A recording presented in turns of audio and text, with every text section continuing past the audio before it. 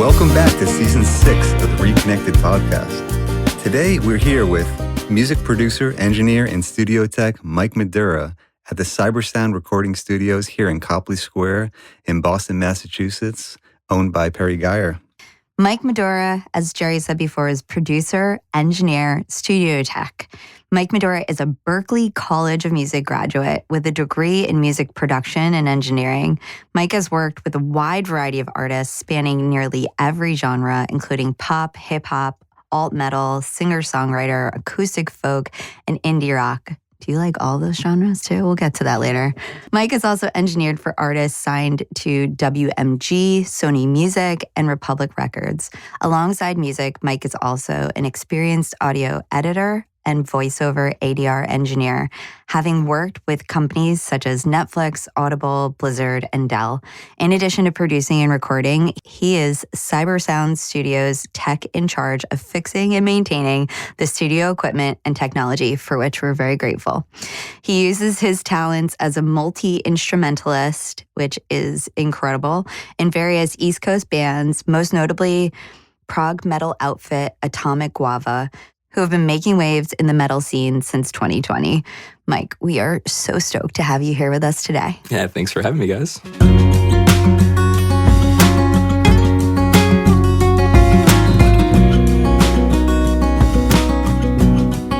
Yeah, Mike, we're so happy to have you. And in terms of setting the stage for this episode, we want to understand your journey about becoming a music producer and how you got here.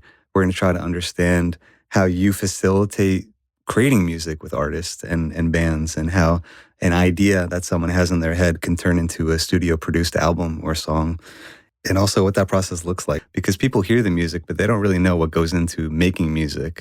There's a whole process that people don't really get exposed to, and Mike is a shining example of what it's like to be part of the whole process, because Mike is such a unique producer. He's a musician. He's able to add on different arrangements through the music that he produces himself, with the electric guitar, the bass guitar, the keyboard, the piano, right? All the different aspects that he brings to songs. He's able to do the engineering, which is basically allowing the sound to come into the song to the highest quality that it can. And he's able to do the mixing and the mastering. There's so much that goes into the production of a song. And it's a very meaningful experience for artists, I think. And I really want to get at that with Mike, is how important it is for artists to be able to produce their own original music. So that's just setting the stage for this episode, why we're doing it and why it's important for people to hear. And I think that we want to start with Mike, with what is your journey getting into this career? Where did it start? Yeah. What were you doing when you were 5 years old that led you to get here? Yeah, I mean, I grew up surrounded by music. My parents, my grandparents were all pretty musical. My grandfather played accordion. My other grandfather played guitar in a jazz band. He actually also went to Berklee back in cool. the 60s, which is pretty cool. Yeah. But yeah, I always grew up around it. Listening to music was super important. My parents would show me all the stuff they listened to, and I really just kind of ran with that. Yeah. My mom made me take piano lessons when I was a kid, as much as I really hated it. I owe a lot to that. Yeah. Got my first guitar when I was 8 or 9 years old. Started to like it, started to play a little bit, and then, got to middle school and high school, and I was like, oh, other people like this too? Okay, maybe I'll they're good at guitar. Maybe I'll try to get better at guitar too, I'll stick with this thing. Yeah, exactly. And, doing the usual kid stuff, playing drums in the concert band and all that horrible stuff my parents had to listen to in the basement for years. But yeah, kind of through that, I just started joining different ensembles and stuff in high school. Did a lot of jazz, did a lot of marching stuff, symphonic ensembles. So I was a percussionist primarily, but played a lot of mallets, which I really took a liking to. And Wait, I got to pause you right there, Yeah, because, when you watch like bands and marching bands and stuff, especially in high school, I always was drawn to like the people who would like hit those big drums and make those big sounds, because that would reverberate as loud as could be, right? And I was always like, oh, that sounds really cool. And maybe that's like the easiest instrument to play, but I don't think that's actually true. What was your experience with that? Yeah, I mean, so I never really like marched like a full season playing like bass drum or anything. Yeah. I was always in pit, so like I didn't have to move around. All right. I never had to do drill or anything like that, which honestly that's the hard part is like I don't know where I have to be standing. Like the coordination of it Yeah, all. I just want to stand in one place and just play some stuff. Yeah. But yeah, I played a lot of mallets, and so whatever time for college applications came around, and I was like, I'm gonna do computer science, so I'm gonna apply to all these places. My parents are like, okay, you have to also apply to music school, which is the opposite of what most parents say. But they were like, look, all you've done for your entire last 10 years of your life is like play music, so like please just humor us and like apply to music school. Yeah. It's interesting. You still do use the computer. You wanted to get into computer science. And yet so much of what you do involves the computer. Yeah, and I mean, I've always had an affinity for technology and computers, so that like it is a pretty natural transition. Because even when I was in high school, I would I bought a few microphones and started recording, even if it was just like me and my friends playing in our like crappy band or whatever. Yeah, we wanted to record something, and obviously we didn't have any money, so I was like, oh, I can buy a cheap interface and a cheap old laptop from some guy in a parking lot on Craigslist. True story. And, we can at least put together some demos or whatever. Yeah. And even just like from the very beginning with that and messing around with sounds and stuff, I was like, oh, this is really fun. And it didn't even occur to me that I could like make a career out of that until, much later. And so, I applied to Berklee, did my audition. Vibraphone was my principal instrument. Wait, what? Exactly. Explain that. So I think it was half, like 50% of the reason for that was it was a really good bargaining chip because they like people who play weird instruments. If I auditioned on guitar or drum set, there's 1,000 people that audition on guitar and drum set. But there's only 4 vibraphonists I knew at the whole school. Wow. The entire time I was there. So they were like, hey, that's weird. You should come here and we'll help you out. And that was kind of my way in. That's awesome. Wait. Okay. So first of all, very strategic of you. Yeah. Second of all, wait a minute. How often do you play the vibraphone now? So I in high school, I had great immediate access to all kinds of weird, lots of marimba, lots of vibraphone, xylophone, glockenspiel. I had all that crap just in the band room. I could go play whenever I want. And you mentioned your family played the accordion, which is a unique instrument too. Yeah, my grandfather, Polish, played the accordion. Okay. But yeah, I mean, quite honestly, I don't think I've played vibraphone since 2019. I finished my like private lesson track in school, and then I was like, well, I don't have a vibraphone. Well, I think you need to definitely bring a vibraphone into one of Jerry's next songs, maybe. Yeah, if I had $6,000 laying around, I could blow on a vibraphone. I would have one here tomorrow, But you never know. We're putting it out to the music gods. Yeah, literally. That'll go. If I can ever afford a house, that's good. That's part of the mortgage. I'll buy a vibraphone. That's awesome. Yeah, that's really cool, Mike.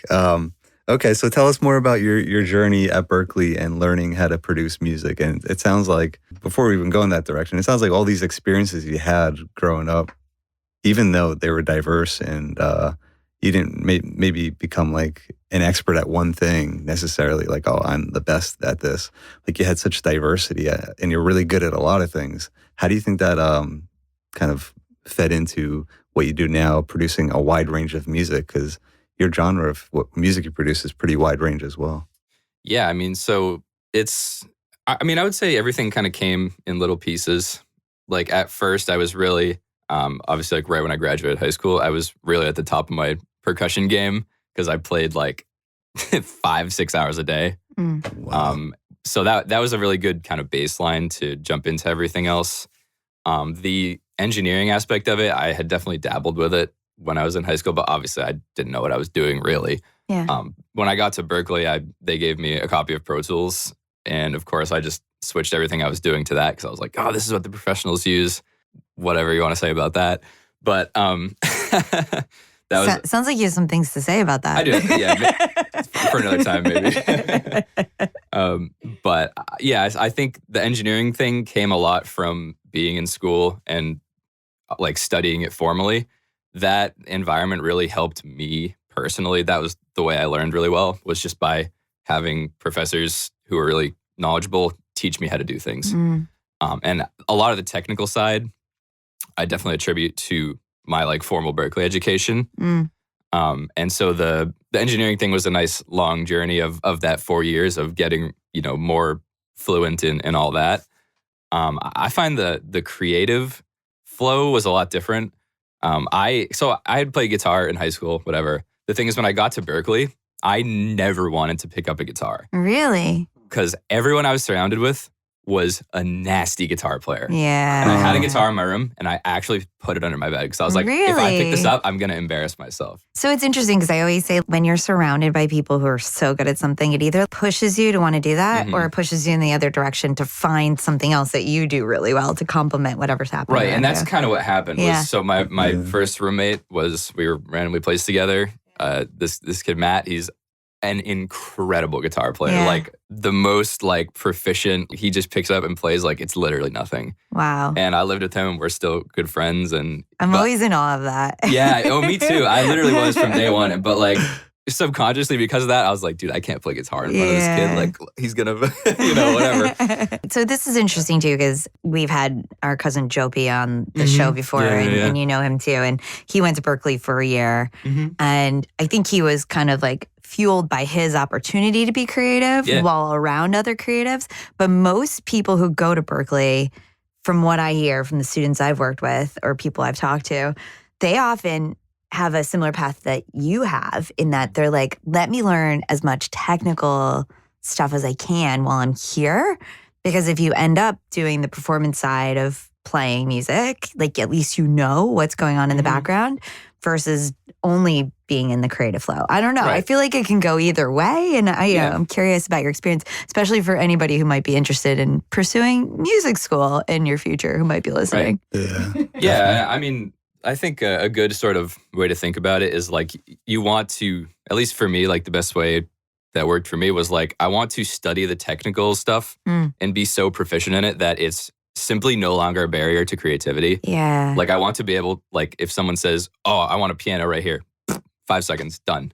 And you do that. Like, You I've seen you in action. We'll talk about that in a few minutes too. But like you can hear a thing and then create it, which is so cool because you have that technical stuff mastered. Yeah, exactly. And I mean, that technical stuff just comes from doing it a lot. And as much as I attribute that to school, like being here at working in a studio and, having the opportunity to just drill the same skills over and over and over and over again, whether that's editing audiobooks, recording rappers, recording singer-songwriters, whatever it is, doing the same thing over and over again, you're going to get fast at it. I'm going to press pause here, Jared, and I want you to chime in because there's such a theme in all of the people you've interviewed and brought on the show who are really great at what they do because they often will highlight, like, I had to just get so good at this technical side of what I do well before I could, like, bring all the pieces together. And it's almost like you shed, like, an insecurity or, like, a lack of confidence when you've, like,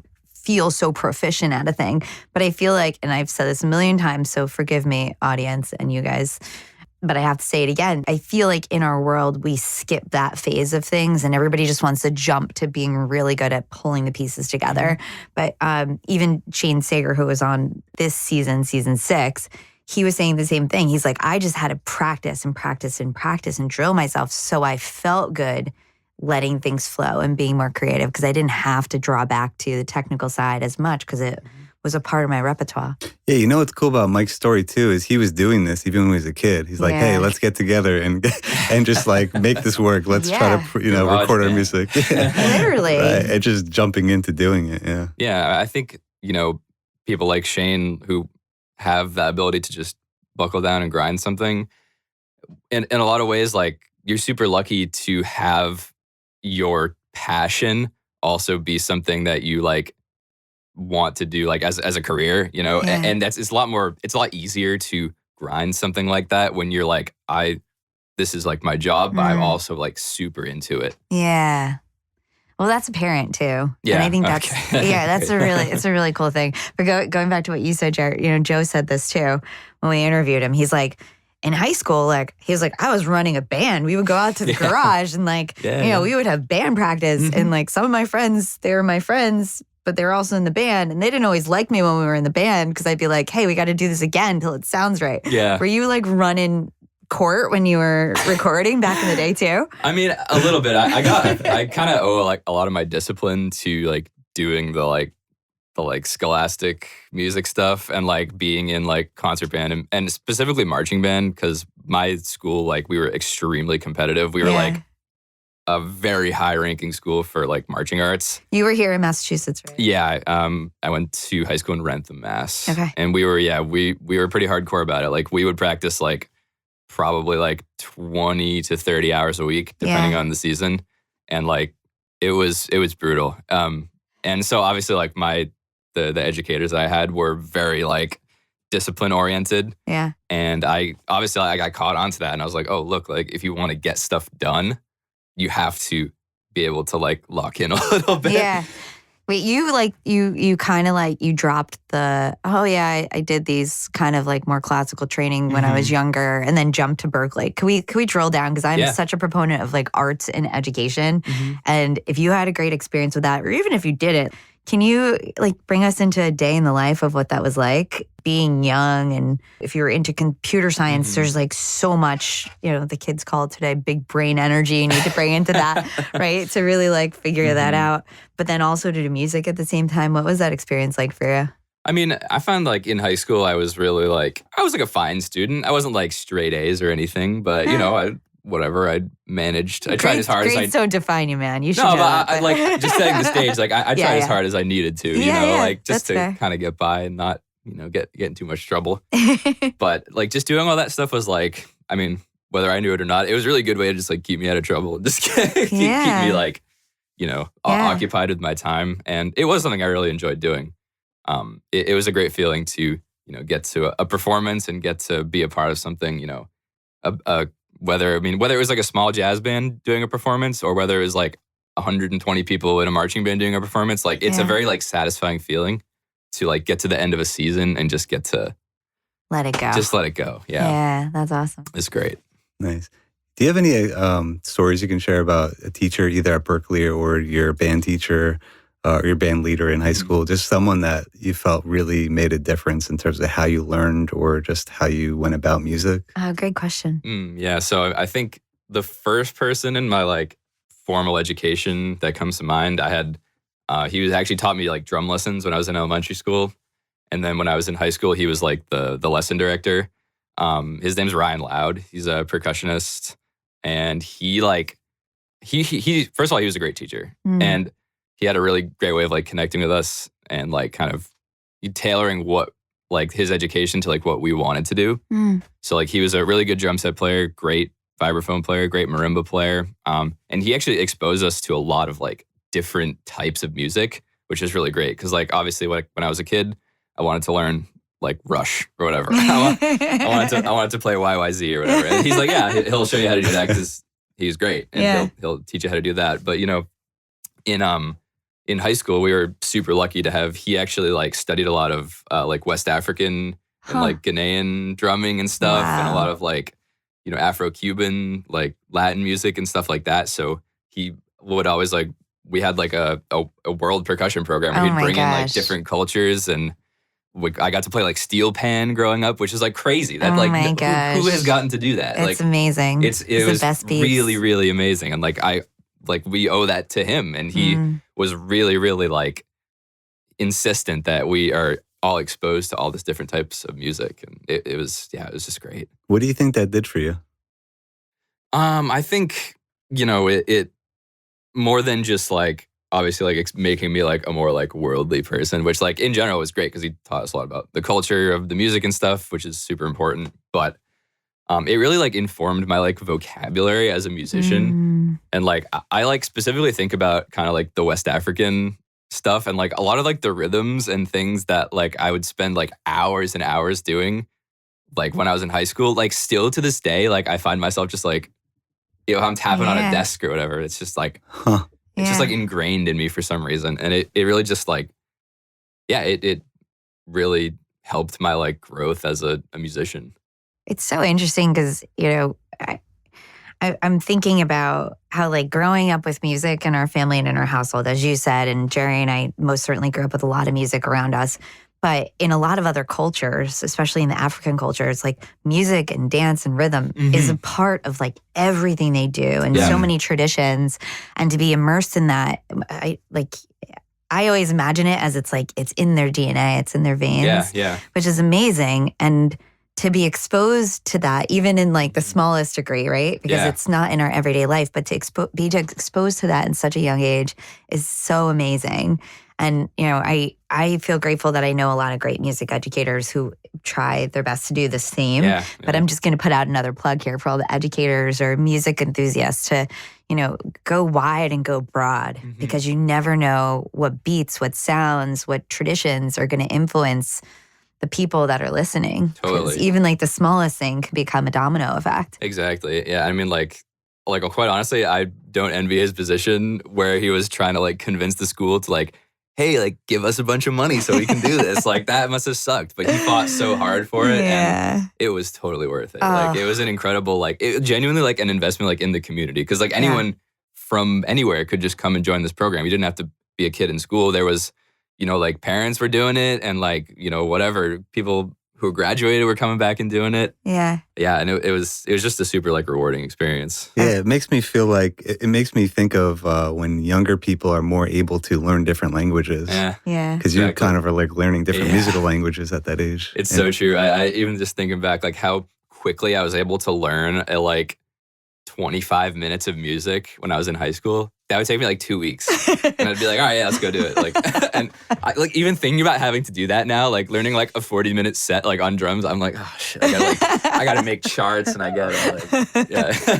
Well, I will say, you know, going to the neuroscience, you'll find this interesting that when we're preteens and teenagers, our brains are pruning as rapidly as when we're like babies. Right. Yeah. So your brain has like these two huge bursts of when they change the most. And when we're like pre-adolescents and adolescents, that's like the next burst. So this is also why we remember so much about like that time period, because our brains are making these really strong neural connections, which allow for us to learn faster.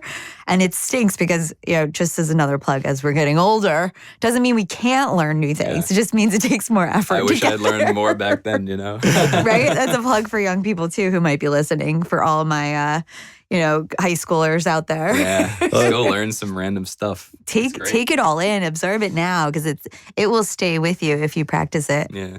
I'm not saying take stats class, but like learn how to play the piano. You know? I mean, if it's your thing, right? Oh yeah, absolutely. You know, you never know. I always say stats is like the language of math. You get to tell a story with math and numbers if you're not into math, but.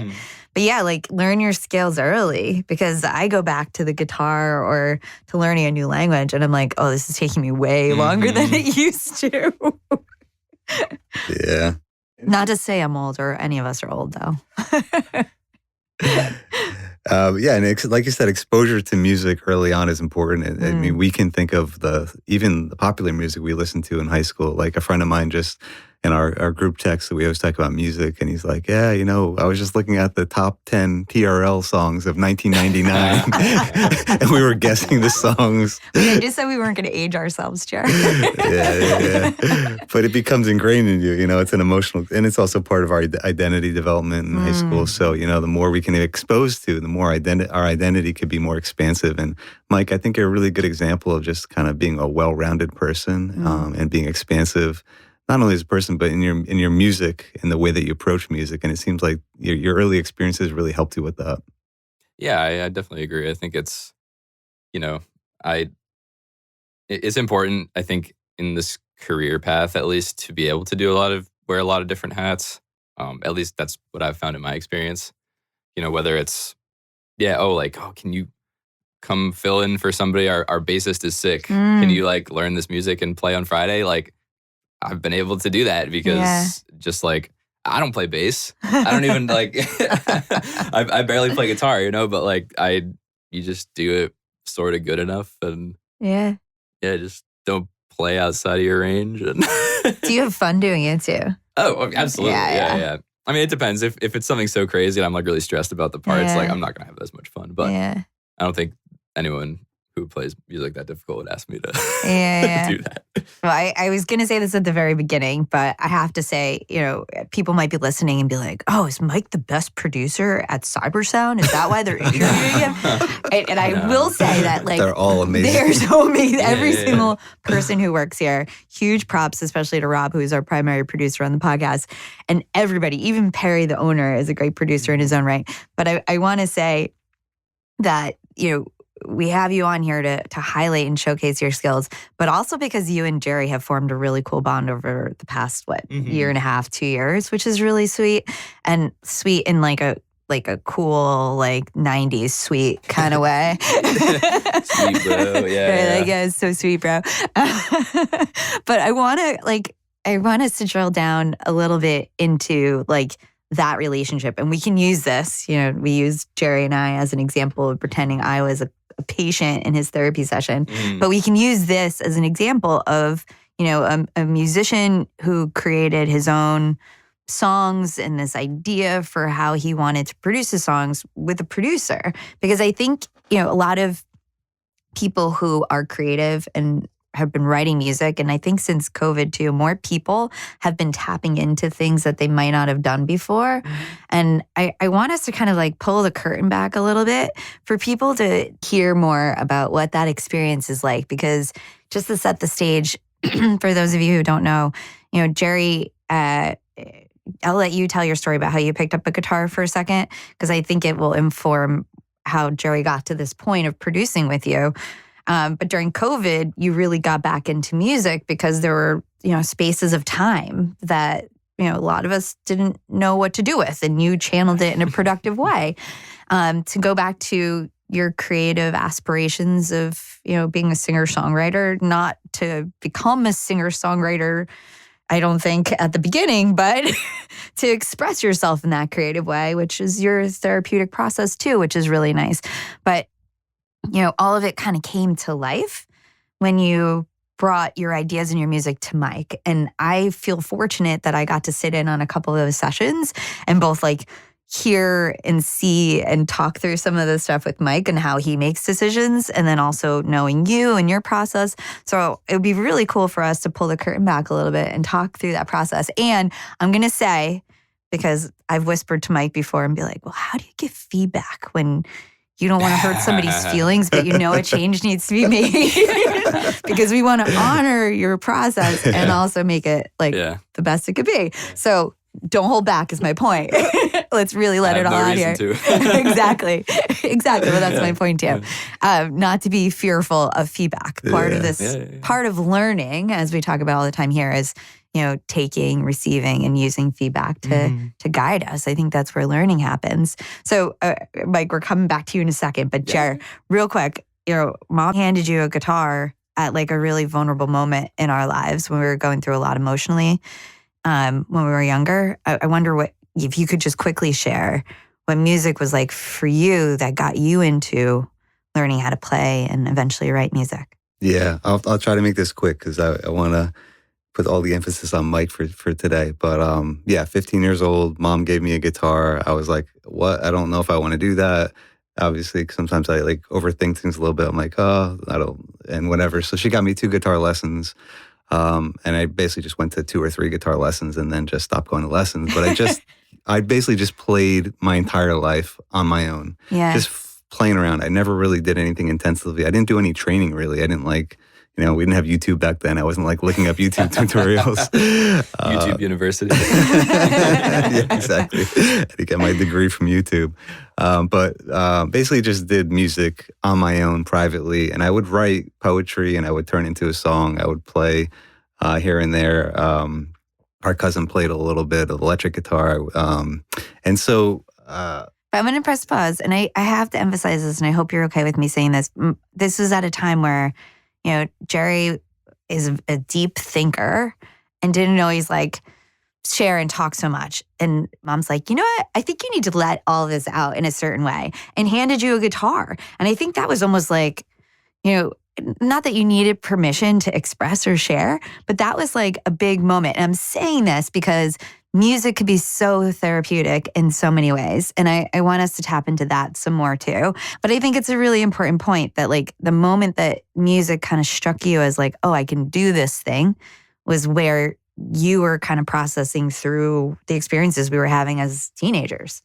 Yeah, absolutely. I mean, I have binders still of like just songs I wrote, like this, like hundreds of songs. It's awesome. Over the past like of my life, 40 years old now. So like over the past, since 15. Yeah, I mean, 100% that music is so therapeutic to be able to express yourself in different ways. Like I said, I never did it publicly. And I would only, over the years, and especially during COVID, would start sharing with you and Mom and be like, is this okay? What do you think? And I'm very brutal with feedback. I apologize, Jerry. I was maybe too brutal. But moms aren't. Mom's not, no. She's honest, but not brutal. She's on. Yeah, she's definitely honest too. I even did there's something at the Cape called Poetic License, and it was like for a bunch of people like on public television doing like sharing your poetry. Nice. And I literally did that online during COVID. It was very cool. It was very brave. It was very brave. That was literally the first time I ever did. But I really wanted you to share your story because I think it helps to frame how Mike helped you to have more courage and bravery to really bring your music to life in a new way. So starting with like keeping it to yourself, like slowly dripping into sharing it. And then all of a sudden, we just started the podcast. Jerry's like, I think I'm going to look for a studio to record some of my music. And I was like, I know a studio. I'm like, maybe we could record the podcast there too. And then everything just came together, which is really cool. So I don't know if you know that backstory, but I think it's a really interesting progression. And for anybody who's listening, really, the point is for you guys to share your experiences so others might be inspired too.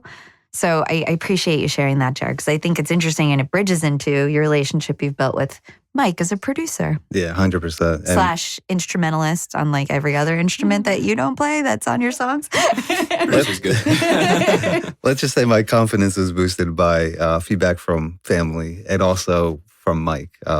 Just to quickly set the stage, the music I make is about therapy because I'm a therapist, I'm a psychologist. And during COVID especially, I started to channel the stories and the emotions of therapy into songs as a way to kind of give back and to kind of give almost like a soundtrack to therapy. It's all positive, inspirational. And my confidence really, really, really boosted when I met Mike because I have no idea what I'm doing.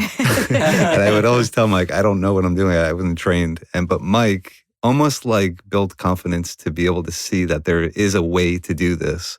And Alexis, she gave me the suggestion, like, why don't you work with someone else to make your music better? And, I had to reframe that. Not that it wasn't. Exactly.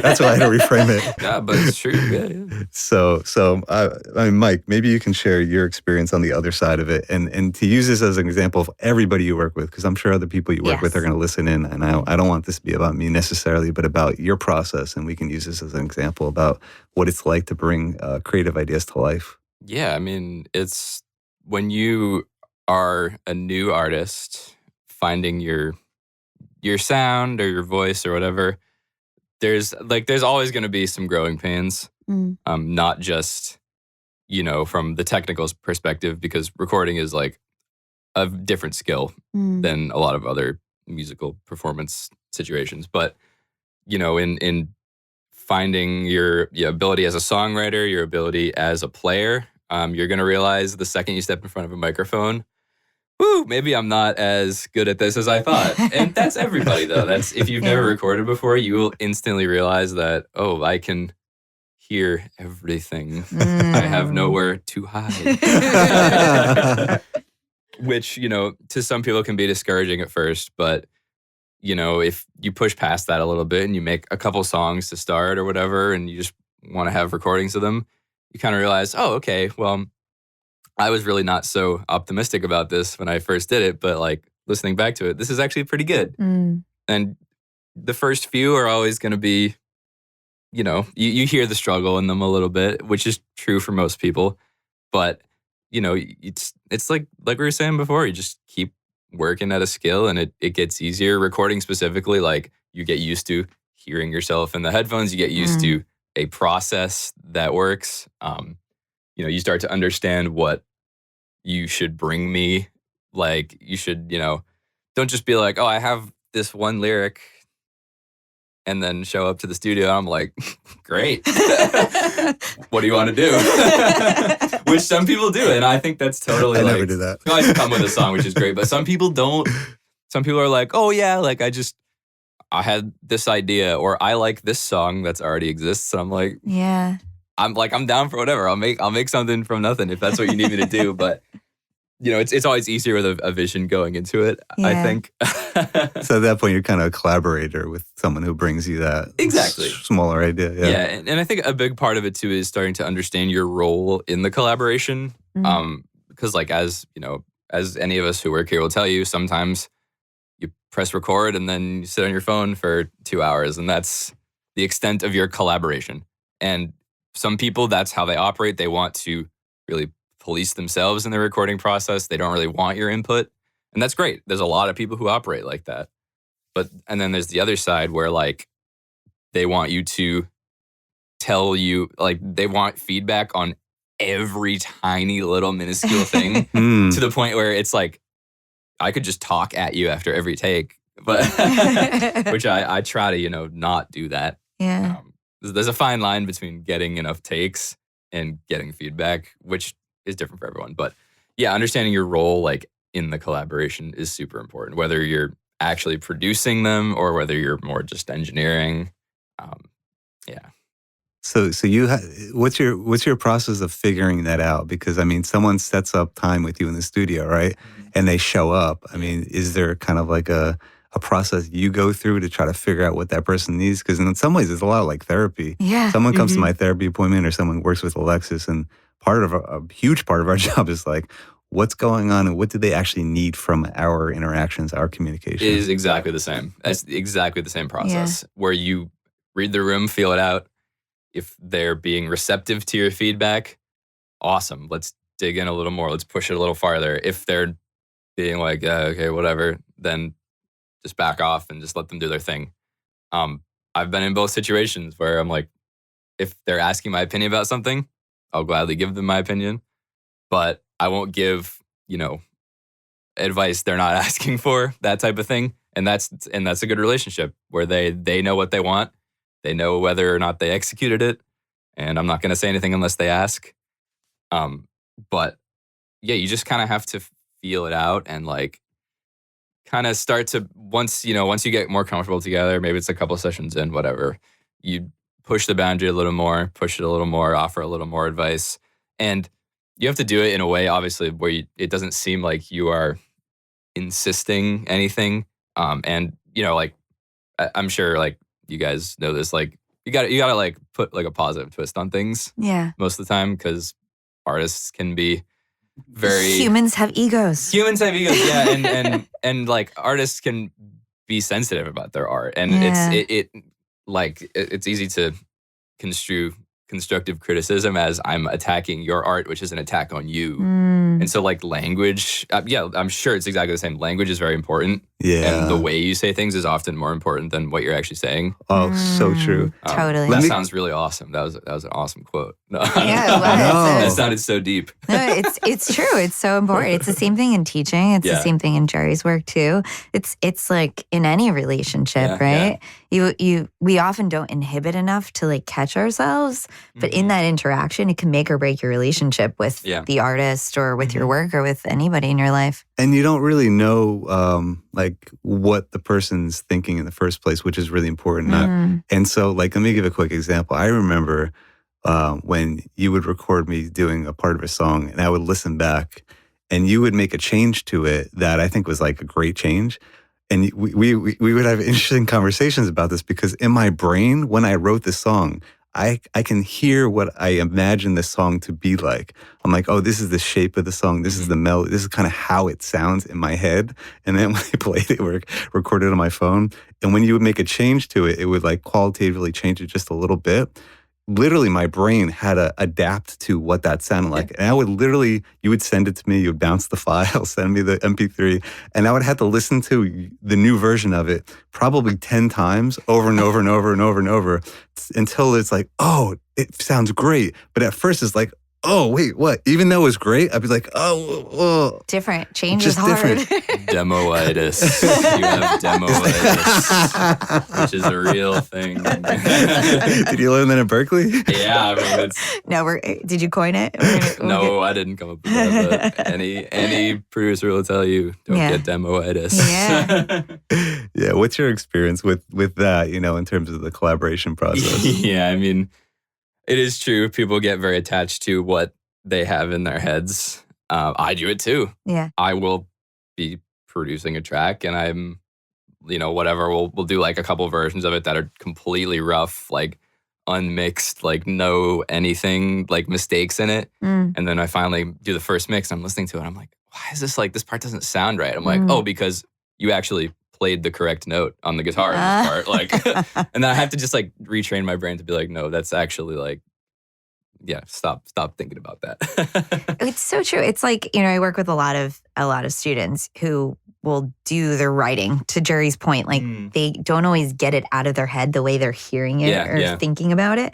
And then the same thing is like when you make a little tweak, it takes time to adjust, to be like, oh, this is okay. And I think there's two reasons. It's either one, like, oh, I'm done, I got it out. Yeah. Or two, this is good enough, or maybe something else is getting in the way of the process of like continuing on. Yeah, that's like a big part of what we do as producers. Like, you feel like I'm a translator between your brain and the real world.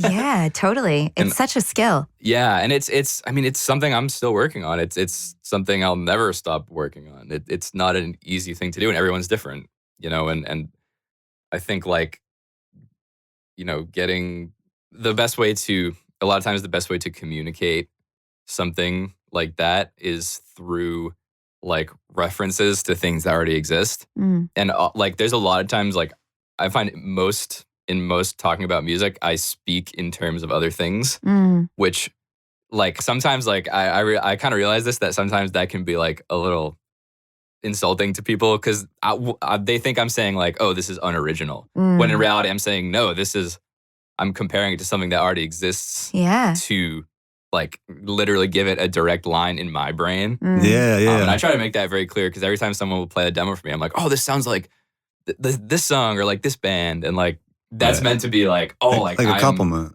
Yeah, exactly. It's meant to be a compliment. It's meant to show them that the gears are turning and I can understand their vision. And, I will always ask like, if, I have this specific guitar tone in mind. You're like, oh, I really love John Mayer's live guitar tone. I'm like, okay, sick. That's a great, easy reference for me to pull up and try to emulate that, But our brains also do better when we have familiarity, right? When there's something that you can associate with, because I think it helps to clarify what the goal is. Because I imagine, humans in general have a hard time clarifying what their goal is. And that in your work, especially from the creative process, sometimes there isn't a clear goal. It's like, there's these things I want to put together and create. And going back to Jerry's question before too, is your process when an artist shows up the same? Like, do you have like a process that you go through as you're starting to make music with people? Or is it something that you develop as you get to know the artist over time? Or I think curious about that. I try to start kind of in the same place with everybody, but inevitably it is something different for everyone. I mean, it's all variations on the same set of skills, same whatever, but it's in the details of it that's always different. Yeah. So like Jerry, like we have a pretty good like system for getting the song down, right? Like we always just do like a cut of acoustic guitar and a cut of vocals because that's how you wrote the song. So to me, that's the fastest way to get like the purest vision of the song out of your head and into something that I can start working with. But for some people, it's like they'll come in and they say, oh, I just have this chord progression. And sometimes that's all they give me. And I say, all right, let's get a little deeper than that. So before you even like do any arrangement, I'm like, okay, do you have like a specific genre you want it to sound like? Or is there like a specific song you were kind of listening to a lot at the time that you really liked when you came up with it?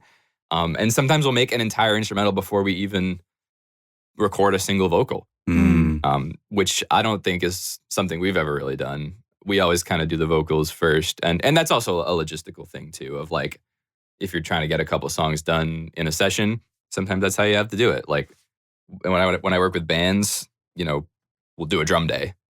So this requires the songs to be already written and arranged, which I make very clear. I'm like, look, if we're recording 7 tracks of drums, these 7 songs better be written already, because otherwise we're going to have a really bad time later down the line. And I'm not setting all this crap up again. I mean, I will, but it's going to take forever. But it's, yeah. But it requires planning is what you're saying. It requires planning, or not you're as going to be over efficient. budget. Yeah. Yeah, exactly.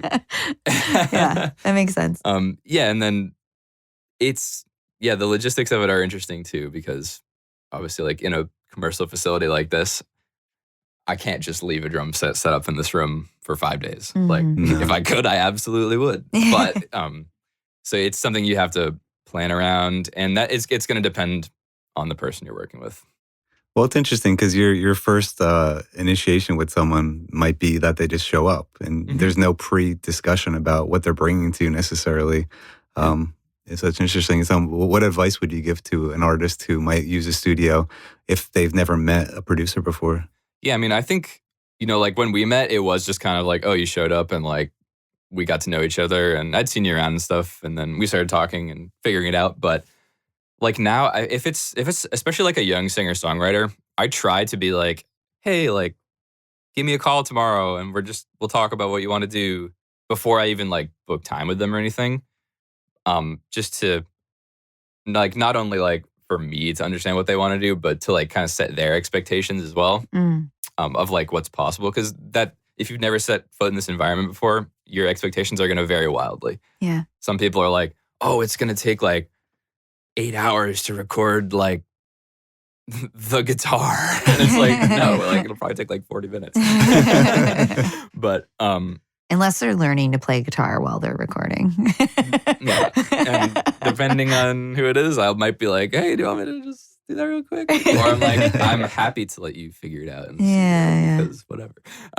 But like, to each their own. Yeah, to each their own. I like to kind of chat with people about what's going on, and if like I want to know people's budget, I want to know people's timeline, I want to know their expectations of what's going to happen, and I just like to just get to know them a little bit and have a conversation with them, so I can even just like having a phone call with them, and you can kind of feel out their like energy a little bit.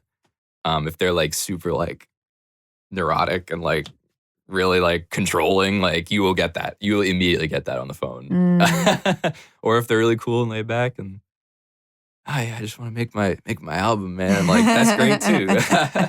It's very executive function of you. Like take stock, plan it out, do a little preview, think about timing. Well, that was actually another question I have because, and we'll dive into kind of like the producing and editing piece of things because do you think it requires a producer to have a little bit of a perfectionistic personality and quality to be a really good producer? Yeah. I think some people would say that, and I think some people would argue the opposite. If it sounds good, it is good. I don't know. Like I understand it's very hard sometimes to something you've made be like, it is now done. Yeah. That is nearly impossible to do in anything. Anything. And be like, this is the final product. I'm going to give it to the world now. Like that is an impossible task most of the time. And so I think from a technical perspective, like obviously like there's a little perfectionist in me. There's a little perfectionist in everyone, I think, to a degree. Yeah. But you have to know like just when to shut it off. Yes. And sometimes it's shut off by budget or by time constraint. And so in that case, like when you're working like on the clock, like under the gun, like this has to be done by whatever, 2 days from now, it's just priorities. It's is the vocal good? That's step one for like most stuff. Like, is the vocal performance good? Great. Are the drums good? Great. Is everything else good? Great. Master it, ship it, done. Yeah. And you just don't want to let it. You don't want to get carried away because it's so easy now. It's so easy. Back in the 70s and 80s when everything was on tape, sorry, that's the take we have. It's either this or we spend $50,000 to re-record the record. Like, that's such a good point. Yeah, it was so much harder, and which also forced musicians to be a lot better. You assembled the wrecking crew to do every one of your songs because you know they could come in and in 2 hours the song will be done. And that's all just about budget and technology. And now, but with Pro Tools, I could go into a song you released 2 years ago and make the third note of the second chorus 5 cents sharper, and you could re-release it. And like, that's too much power. That's too much power that like you shouldn't be able to do that. We're gonna be. We already did a perfectionist episode. We're gonna do another one with an expert who wrote a book about it. And one of the things that we really emphasized in our episode was with so much information, and as you said, power. I think it's a good word. It makes us, it's almost like analysis paralysis, or decision-making paralysis. There's too many choices, and we get paralyzed by having too many choices. With so much information on the internet, I think it feeds into the perfectionism because you feel like there's no limits and there's no boundaries. And it requires us, as you're saying, like, you know, in terms of executive functioning, you're suggesting to offset that. Sometimes we have to create structure and boundaries around this is the best we can do, and let's be clear about what is the best we can do. I think sometimes helping people with perfectionism is actually having clarity. Okay, here's kind of what we're aiming for, and let's try to aim for something at least close to that. Yeah. Therefore, we know what's good enough. And sometimes when there's so much information, so much power, people have no idea what's good enough. They're like, I don't know, can I be like Steph Curry and make 5,000 3-pointers in a row? Yeah, and that's, like I was saying before, that kind of falls to me sometimes to understand the priorities. And that depends on the artist. It depends on the band. And like, yeah, if it's a band that's tracking live, I'm like, all right, do you guys sound tight together? If the answer is no, then we're doing 2 takes and I'm spending the rest of the session editing because I know you're not going to be able to play the way I need you to play. Whereas sometimes it's like, oh, they sound really good. We have a whole session left. Let's get 2 more takes of the full song because you guys are really starting to feel it. And that's going to be the most productive use of the time. Yeah, and it depends on the skill level. It depends. Yeah, it just depends on all the stuff we've been talking about. Every time I see anything on social media that talks about like boredom and creativity, I joke and I'm like, oh, I just need to be bored to like I crave boredom actually. Would you give any advice to artists that are out there that want to perform about boredom and creativity and even preparation before you go in to start recording? I mean, I'm the most creative when I'm bored. Me definitely. too. Like, and it's also, I'm in a weird position. I mean, like if you do this kind of work, I think it's very hard to want to work on your own music after you've been working on other people's music all week. Yeah. Like, and like, not that that's a bad thing necessarily, but it like depletes you a little bit. Whereas like if I have like a day off, I'm like, oh, I gotta freaking do something or I'm gonna go insane. And so like that's kind of the points when I get the motivation to like sit down and just like make some stupid riff or something and just get something like out of my mind just so I feel like I was productive. Yeah, it's so interesting how that happens. I think I'm the same way. Like the work like fuels me because I love what I do. Yeah. But then when I have those moments of creativity, it either like, sometimes for me, it actually overwhelms me because I'm like, oh, now I got to do something with this. This could be good. I'm like, I really should like go grocery shopping and do laundry and watch TV for once. But I'm going to sit in front of Pro Tools for 6 hours. Like, yeah, well, I mean, it's well, that's also the difficulty, right? Is when like your job becomes your life, but it's not. Like, I don't see this as a negative. It's almost like it becomes like a purposeful piece of your world and your existence, which is so cool because it also inspires the people you work with and vice versa. Well, something you said too, Mike, that relates to what Alexis is saying is that sometimes you recommend, hey, Jared, like listen to the song and just spend like a couple days just kind of sitting with it. And you know, I feel like sit with it. Sit with my song. My song. Good plug. That was not intentional. But you can see where the creativity of my songs comes from. But to actually just pull back from that kind of grind, right, is actually something that we need to intentionally do. Like yesterday, I literally, the weather was so nice. I'm like, let me just go for a walk during my break. And I went to one of those calmer, Newbury Street could be pretty busy. So I went to Calm Ave, which I call Calm Ave, CALM, even though it's Calm Ave. And I went to another street that's even Good calmer. one. So there's nobody around. It's cobblestone, beautiful little area. The sun was shining. I literally just stood there. Nobody was around. And I just stood there. And I had some song ideas actually come to me. I wasn't planning on it. But I think sometimes, like you said, when we can constantly have so much power to keep doing things and doing things and doing things, it's like we need to create rituals for ourselves to step out of that kind of matrix of just productivity and allow that stuff to happen. Even within our sessions, Mike. Yeah. I want to give you a compliment too. You have no ego when we work together. That's good.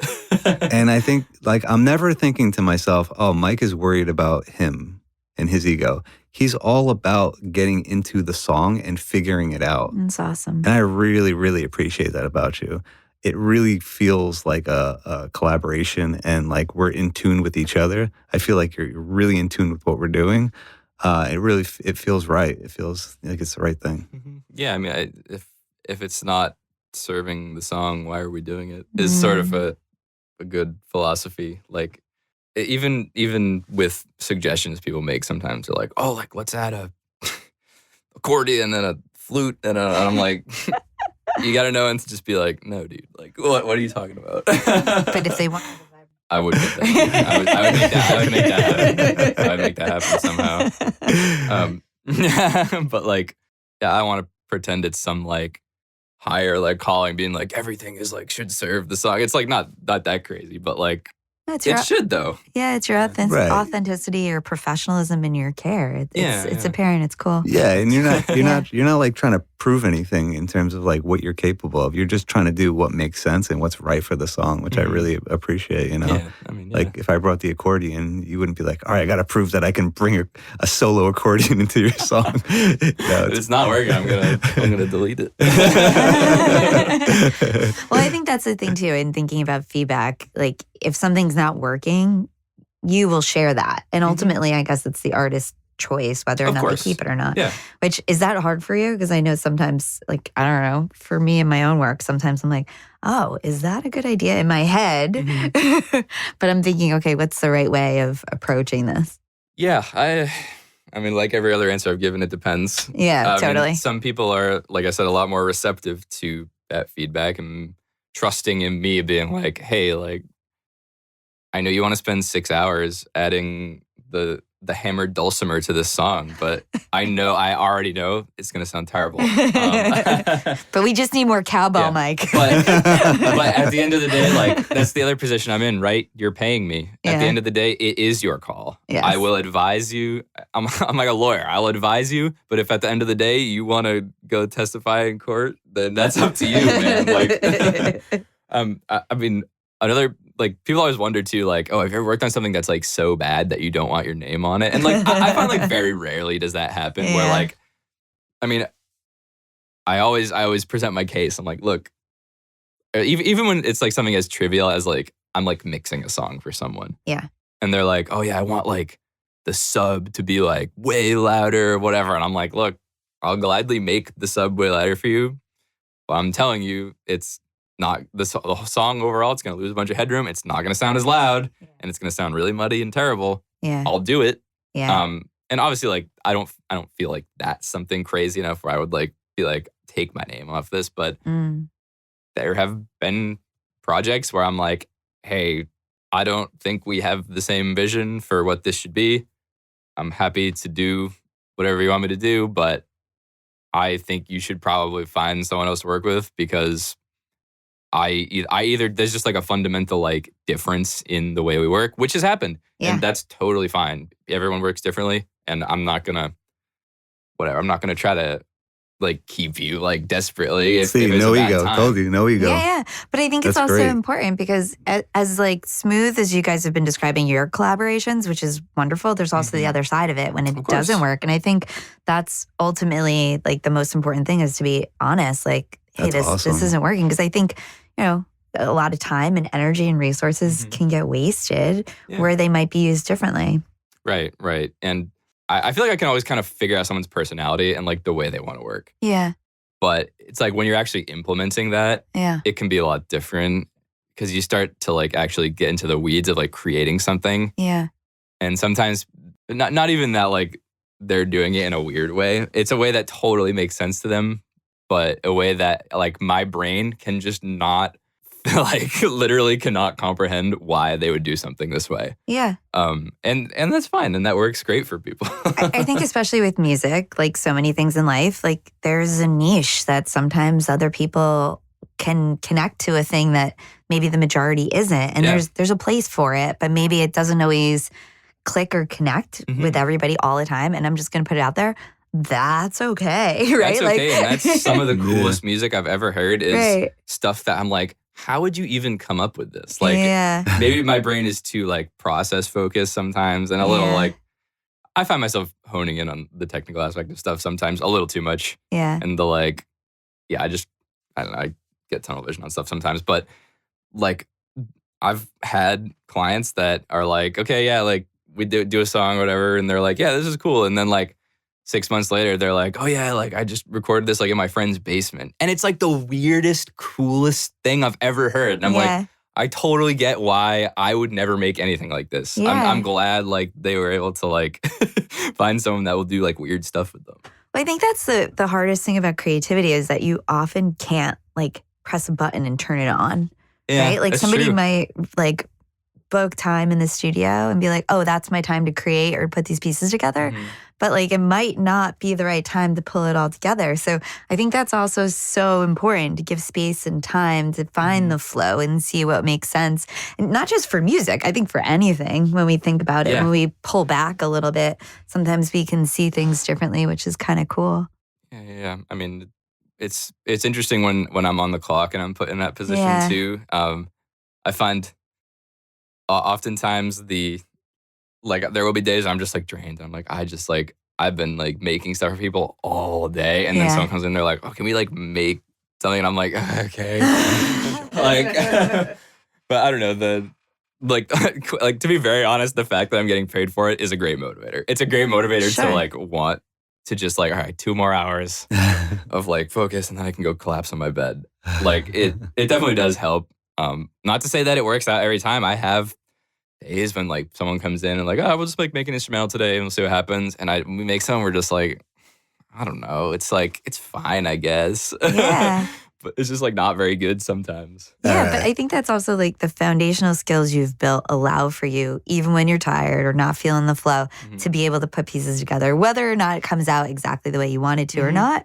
I think that's an amazing thing. I have a question that's a kind of a piggybacking off of your conversation you just had about songs and like the quality of songs. You may not be able to answer this question. What makes a great song? Ooh. Oh, here's something crazy. I'll say certainly not the mix and master. That's for sure. Controversial, maybe, but I think about that often. Explain what you mean to someone who's not familiar with what you mean by that. So, like, as I sort of like hang out with songwriters more and more, I totally realize that if the song is good, it's good. The whole thing is good. I'm sure a lot of people's favorite songs, they don't even realize that like the technical quality of the recording isn't good. Like a good example I always bring up, right, is like Californication, Red Hot Chili Peppers. Yeah. That's like one of the most popular albums of all time. That album sounds so awful, it is unbelievable. Wow. It is literally painful to listen to for me because it was like the dawn of like the digital age. And so they're like, oh, we can just like keep making it louder and louder and louder. And it's just distorted and sounds terrible and sounds like it was recorded in a trash can. But no one's ever noticed that before. I mean, unless you like do this kind of stuff, you don't really notice it. Yeah. Because it's like these songs are awesome. Yeah. And I feel the energy of the performance. And Flea's crazy. And like, and the parts are really good. But that's it.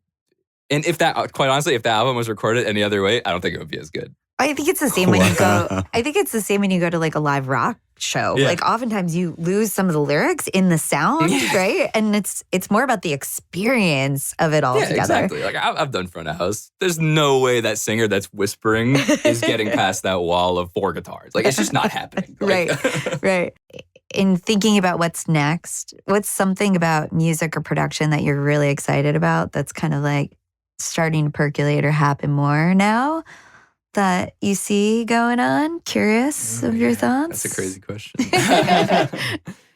I mean, it's definitely like an interesting time right now in the industry. Yeah. There's a lot of big shifts, like, I don't know, like away from the whole like, oh, like I want to be in a band that gets signed. Like maybe some people want that, but it's like, I don't know. I don't really think with young people that's like a thing anymore. Yeah, it's so interesting. I mean, I'm sure some people still, that's like the goal they have, but like it's not really all it used to be. You know? Things aren't music, I think, is not that corporate anymore, or maybe doesn't need to be. Maybe. Well, is that why you were suggesting it's important as if you want to have a career in music to be versatile, to be able to have different types of income and different types of ways of making money? I hear that a lot from the musicians I work with. Yeah. Definitely. I mean, I think specifically in like production, it's like, yeah, production is great and it is like, like my primary source of income, but like I play gigs, I fill in for people and I make money doing that. And some people teach. Yeah, so you could teach. A lot of people do that. You can do like arrangement, you can write charts, you can do like live sound stuff, like installation sound, there's all sorts of stuff. Somebody was telling me that even like high school bands need someone to create compositions for what they're playing, right? Yeah. And I've like done stuff like that. I taught, like marching band for a couple of years when I was out of high school. Oh, cool. Yeah, and that was fun. And you get to kind of do some of the music and stuff and rearrange things and all that. But yeah, the versatility it's important, because sometimes things just stop happening. Like especially like in the winter, like nobody wants to play gigs in the winter. It's cold. So nobody wants to do much of anything. Exactly. Especially in New England. Yeah. Yeah. Nobody wants to go out and like play outdoor venue, like out like, in the summer we always play like breweries and stuff like that. And that's like, they pay you pretty good. That's awesome. But in the winter, it's a slog. Yeah. Okay. So anything that is exciting for you right now going into this next phase of whatever music is going to become, now that things are so technical, we have so many points of access to tweaking and improving and creating. I mean, yeah, I can only really speak for like myself, and like I don't know. It's one of those things like I'm always learning. I'm always like refining my process. I'm always changing my process. We all are. Like that's totally what we do as like engineers and producers. We find ways to do things differently. We find something that really like, oh, I really like doing this now. Yeah. And I don't know. I'm trying to do like the less is more thing now. Yeah. I don't know. I think that comes with experience and time though too, right? It does, yeah. Like the more comfortable you get doing the thing, the more you realize you don't have to do so much to make things good. Yeah, you realize what works and you have a bigger picture to think clearly. Yeah. And I'm definitely shifting like to trying to get better, like, because you can always like get a good recording, like a whatever recording and then fix it in the mix, as they say. Yeah. I'm just like focusing my like, whether it's like buying microphones or whatever and like, or just like learning new skills. I'm really focusing on like getting like better recordings because I think it's just way easier to get things to sound good. You don't have to like endlessly process stuff if you have like, like I literally bought like some microphones specifically for doing like acoustic guitar. And even just like having those, I'm like, oh wow, there's like already a big difference in like the way that I'm approaching recording guitars now. And it's like improved the sounds, or in my opinion, it's improved the sounds that I'm searching for. I want to ask you a cool question. Yeah. Mike, what's your favorite Jerpy song? Ooh, this is a great question. Well, right now I have Sit With It stuck in my head because we were just talking about it before. Sit With It. I'm also like for some reason very partial to like Welcome to the Future. I don't know. I just think it's like it's like such a great of AI, it's a great technology. Concept for a song, and I just thought it was like it was just a groovy tune. I don't know. Yeah, it is a fun one.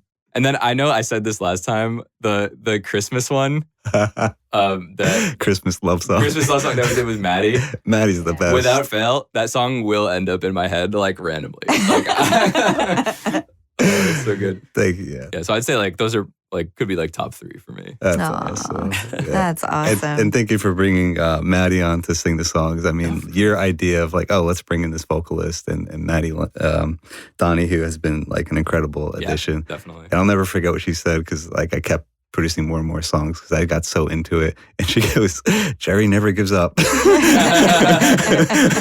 like, I don't know how to interpret that. Do you mean it's not good and I keep trying, or I'm getting better? That could mean I made her do 20 takes of one ooh and she was mad at me.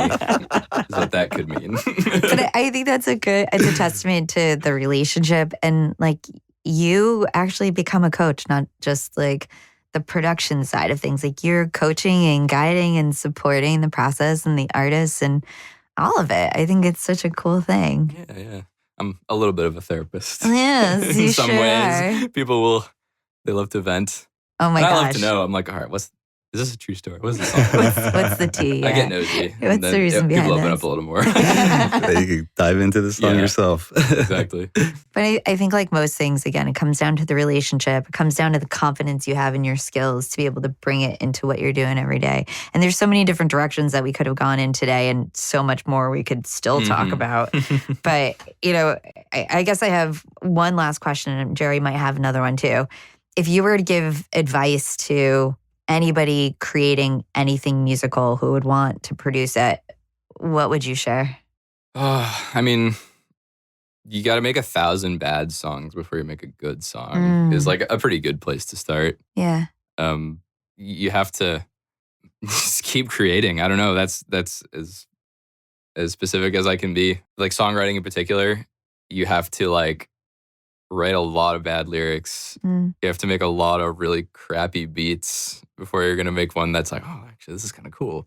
And that's why we all have folders upon folders upon folders of just like Untitled 1, Untitled 2, Untitled 474, like that I will never show anybody because they're atrocious. But they exist. And that was what it took to kind of get some confidence in the process. It's kind of like life too, right? There's just different chapters and different phases that play out in different ways. It's funny though, advice. and you never know what other people might like too. I remember John Mayer once said that his second album, Heavier Things, it's one that Daughters is on. And so he said that he didn't think Daughters was going to be a very popular song. He didn't want it to be his single, but it turned out that that's the song that everybody absolutely loved, is Daughters. And I think he won an award for it or something like that. So, you just never know. And even some bad ideas could become good ideas if they evolve. I mean, I feel like... Or if Mike helps to translate them. Exactly. You just never know. Like sometimes the idea is half-baked and you still have to allow the idea to kind of take shape in a different way, I think. Yeah. Cool. Well, Mike, we are grateful for you and everybody here at CyberSound Studios in Copley Plaza in Boston, Massachusetts. But, thank you for sharing your story. Thank you for sharing your expertise and your passion, and keep creating. You inspire so many people who come through these doors, as do the other producers. But we're grateful for you to share a piece of that today. Thank you guys so much for having me on. Yeah, thank you, Mike. Thanks, man. So important in people's lives. I hope you realize that. Oh, thank you. You make a huge difference. Very positive. Thanks for tuning in to the ReidConnect-Ed podcast. Please remember that this is a podcast intended to educate and share ideas, but it is not a substitute for professional care that may be beneficial to you at different points of your life. If you are in need of support, please contact your primary care physician, local hospital, educational institution, or support staff at your place of employment to seek out referrals for what may be most helpful for you. Ideas shared here have been shaped by many years of training, incredible mentors, research, theory, evidence-based practices, and our work with individuals over the years, but it's not intended to represent opinions of those we work with or who we are affiliated with. The ReidConnect-Ed podcast is hosted by siblings Alexis Reid and Dr. Gerald Reid. Original music is written and recorded by Gerald Reid. Editing and recording was done by CyberSound Studios. If you want to follow along on this journey with us, the ReidConnect-Ed podcast will be releasing new episodes every 2 weeks each season, so please subscribe for updates and notifications. Feel free to also follow us on Instagram at ReidConnect-Ed Podcast. That's ReidConnect-Ed Podcast, and Twitter at ReidConnect-Ed. We are grateful for you joining us and look forward to future episodes. In the meanwhile, be curious, be open, and be well.